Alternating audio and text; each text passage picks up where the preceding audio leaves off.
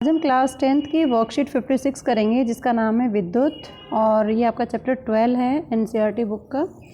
आज हम जो करेंगे वो है कि प्रतिरोध को प्रभावित करने वाले कारक कौन से हैं। जैसे आपने देखा कि प्रतिरोध आर है, किसी भी वायर में कोई भी सुचालक है, हर एक सुचालक के अंदर प्रतिरोध होता है और उसको हम कैसे किन किन बातों पर वो डिपेंड करेगा, ये आज हम इस वर्कशीट के माध्यम से करेंगे। तो पहले हिंदी मीडियम स्टूडेंट्स के लिए, उसके बाद इंग्लिश में होगा ये।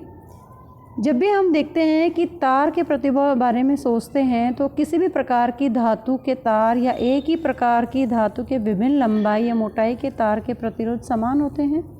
तो आइए जानते हैं कि क्या ऐसा होगा। तो एक एक्टिविटी करते हैं। इस पे जो प्रतिरोध है, चालक का जो प्रतिरोध है वो अलग अलग बातों पर निर्भर करता है। पहला है लंबाई पर, मतलब लेंथ ऑफ द वायर।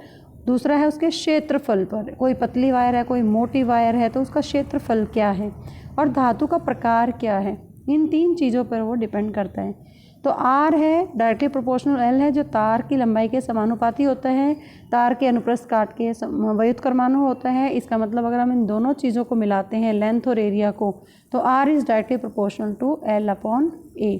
जितना एरिया ज़्यादा होगा उतना रेजिस्टेंस कम होगा, उतना ही प्रतिरोध कम होगा और वायर में से मैक्सिमम करंट फ्लो करेगा। जितनी लेंथ ज़्यादा होगी वायर की उतना ही प्रतिरोध ज़्यादा होगा। इसलिए छोटी वायर यूज़ करेंगे तो प्रतिरोध कम होगा। और जब हम इस प्रोपोर्शनल साइन को हटा देते हैं तो यहाँ पे एक कांस्टेंट वैल्यू आ जाती है, रो बोलते हैं जिसको, रो, जो कि एक स्थिरांक है और ये विद्युत के चालक की प्रतिरोधकता कहलाता है।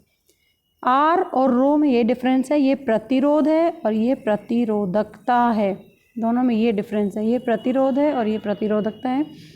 और इस प्रतिरोधकता हमने इस फार्मूले से निकाला कि R equal to rho L upon A. तो इसको आप ध्यान से देखेंगे। अब इसमें आता है आरेख जो होते हैं विभिन्न आयामों और धातु के तारों और एम्पीयर रीडिंग के बीच संबंध दिखाते हैं ताकि उनका विभव समान रखने पर। उसके बाद आता है प्रतिरोधकता होता क्या है।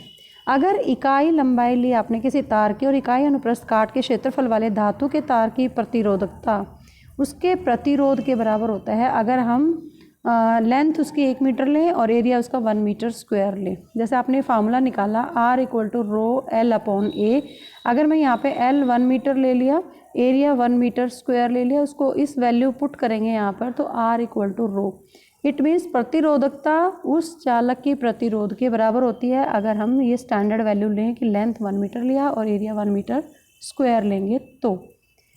तो कहने का मतलब क्या है, किसी भी चालक की प्रतिरोधकता हमेशा स्थिर रहती है किसी तापमान पर, लेकिन अलग अलग लंबाई वाले अलग अलग क्षेत्रफल के दो लंबे तार हैं तो दोनों की प्रतिरोधकता समान होगी लेकिन प्रतिरोध अलग अलग होंगे।